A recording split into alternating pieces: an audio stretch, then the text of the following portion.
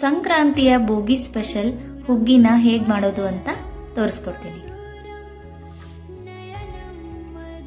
ಮೊದಲಿಗೆ ಒಂದು ಪ್ಯಾನ್ ಅಲ್ಲಿ ಹೆಸರು ಬೇಳೆನ ಹಾಕಿ ಕೆಂಬಣ್ಣ ಬರೋವರೆಗೂ ಹುರ್ಕೋತಾ ಇದ್ದೀನಿ.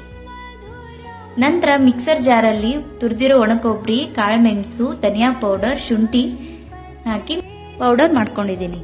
ಒಂದು ಬೌಲ್ಗೆ ಅಕ್ಕಿ ಮತ್ತು ಹುರಿದಿರೋ ಹೆಸರು ಬೇಳೆನ ಹಾಕಿ ಚೆನ್ನಾಗಿ ವಾಶ್ ಮಾಡ್ಕೋತಾ ಇದ್ದೀನಿ.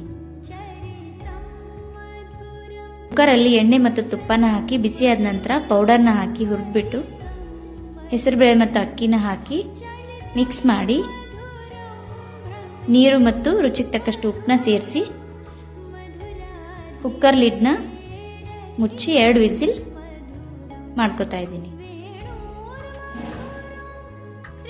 ಕುಕ್ಕರ್ ಕೂಲ್ ಆದ ನಂತರ ರುಚಿಯಾದ ಬೋಗಿ ಸ್ಪೆಷಲ್ ಹುಗ್ಗಿ ರೆಡಿ.